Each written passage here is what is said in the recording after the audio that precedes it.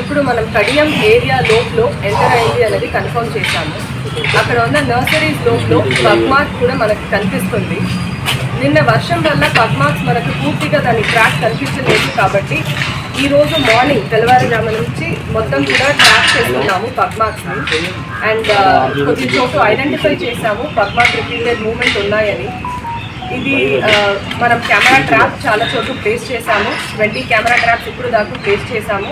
Other than that CCTV cameras కూడా అక్కడ fix చేశాము.